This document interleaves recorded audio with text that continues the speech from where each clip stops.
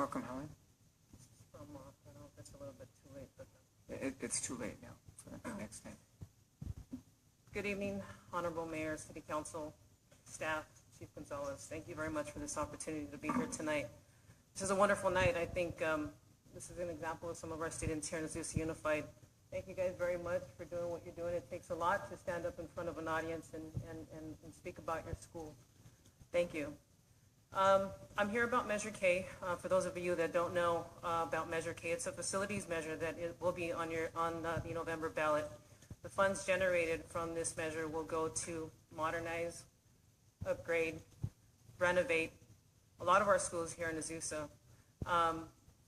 There is a lot of misinformation and false statements that I've heard in the community, including a very comprehensive pyramid that actually was one slide out of a presentation that was given to us as a board.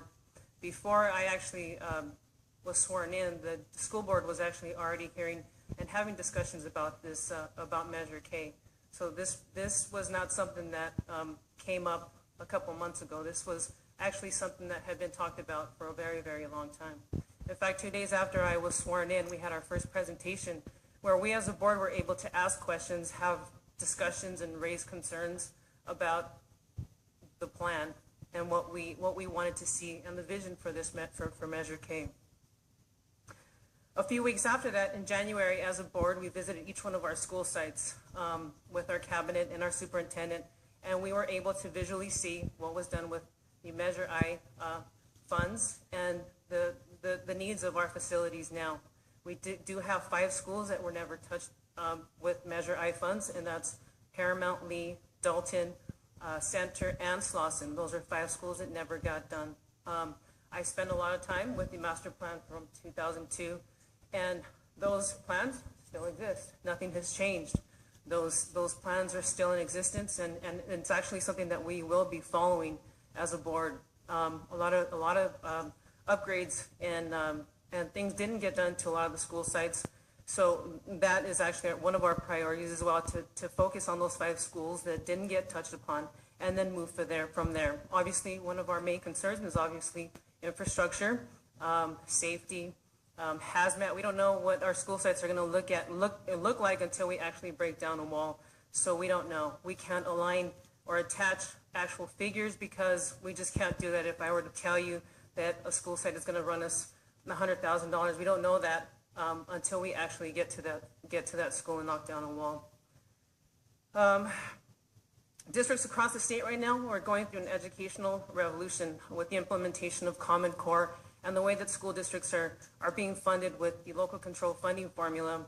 We're being faced with a lot of challenges, but it's a good thing for us because we do have a lot more control over how we get to spend our funds for programs. And I'm very happy to mention that we are focusing across the state as well, but here in Azusa on STEM, which is science, technology, education, engineering, and mathematics. We are starting a pathway, an engineering pathway, and an IB program over at Azusa High School, and a medical pathways academy over at Gladstone. And I mention programs because facilities is actually one component of where we want to see the district long term. We want to see this district be the #1 district in the San Gabriel Valley. And I've often heard, over the course of the last couple of years, the grass isn't always greener on the other side, and I agree with that wholeheartedly. Unfortunately, with the way that education is going now and the push for technology, we have to prepare our students for a 21st century job market. If we don't do that, we're doing a disservice to our students. We have to make sure that our students are leaving our school district and they are going to be able to compete with surrounding school districts and what other school districts are producing. We need to make sure that we're giving them the tools. And one of those tools, not only for our students, but for our staff, are facilities. We need to make sure that we're focusing on technology, making sure that our broadband, our wireless, we have enough electrical lines, electrical drops, enough so that we can plug in computers. All those things have to be focused, and we have to make sure that we're taking all those things into account. We have a vision for this district.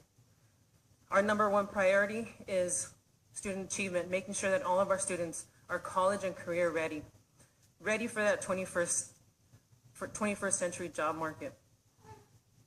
This is very important, and there is a plan. We've had plenty of times and plenty of discussions, plenty of opportunities as a board to raise concerns, to talk about what it is that we are going to do. Thank you, Helen. Thank you very much. For your comments. Thank you. Next card. The next card is Vanessa Alicon. Welcome, Vanessa.